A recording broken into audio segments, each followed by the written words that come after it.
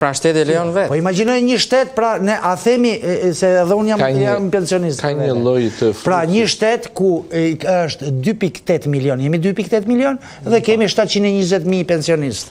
Pra punojnë 2.4 zyrtarisht. Ka një fluks të parave të huaja, të paktën ashtu siç e përmendi dhe zoti Bushkola, të paktën të personave të cilët janë të interesuar që të kenë një banesë private ose jo apo apartament buzdeti dhe janë këto që janë shtetasit e huaj, që themi korrekt. Huaj të cilët janë me tokë të mbyllur, pa kryesisht nga Hungaria, Polonia ose vendet e lindjes, të cilët e kanë edhe të përballueshme deri diku çmimet në Bregdet. Por ne jemi fokusuar vetëm te ndërtimi, por nuk është sektori vetëm i pastrimit të produkteve veprës penale. Jo, ato janë kyç, ndërtimi dhe turizmi. Ato janë sektorët kryesorë. Se ne kemi ndosi që thot hapim një fabrik leshi, thot.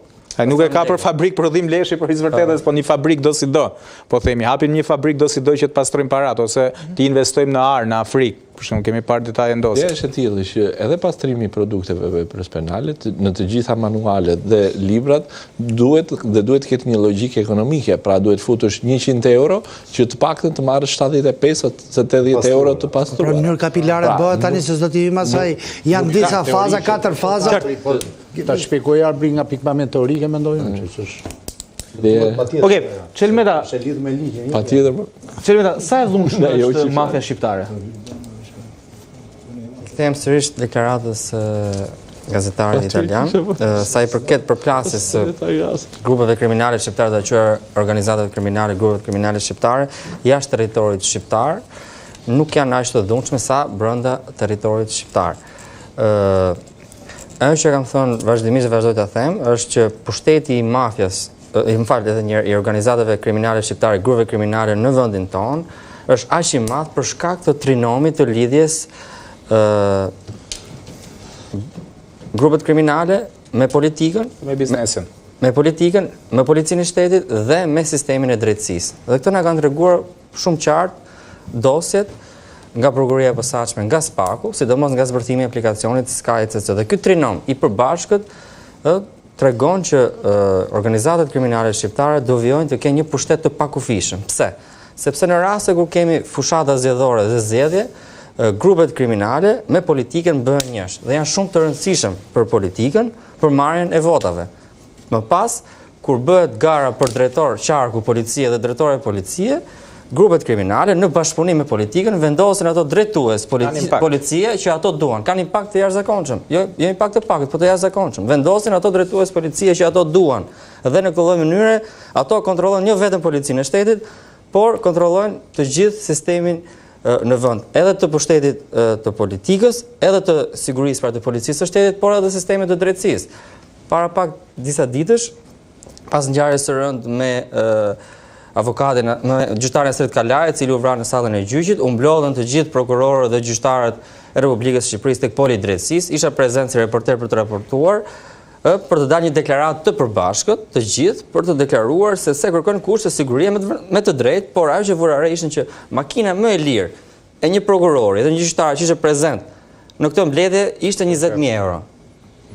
Të veshur me kostume firmato, të parfumosur me parfume të shtrenjta, sikur po shkonin në dasëm, jo po shkonin në një mbledhje të rëndësishme, kur duhet dilni me pika kryesore rreth kushteve të sigurisë Nuk po themi. Sa ka rrogun një prokuror një gjyqtar? Themi që shkojnë me bicikletë. Sa ka rrogun një prokuror? Një prokuror e ka 3 milion lekë. 3 milion lekë. Tani ç'a jeton ky prokuror? Si mund të marrë një makinë 50.000 euro? Me ç'a lekësh e bleu? Kjo është realitet, ajo që thotë zoti Krenar. Ke pasuria. Jam shumë dakord, sepse është e provuar që pushteti gjyqësor, pushteti politik është i lidhur me krimin e organizuar. Dhe shpeshherë krimi i organizuar, të paktën e provuar me dosje konkrete. Po pra, me dosje konkrete, rezulton që krimi i organizuar ka futur kapilarët e tij si në pushtetin politik, si në pushtetin gjyqësor, si në pushtetin ekzekutiv, ku të duash ti, edhe në media, dhe në shoqërinë civile, dhe në çdo element të cilin ai mendon se ndikon për të krijuar favoret e veta dhe për të punuar i qetë krimi organizuar.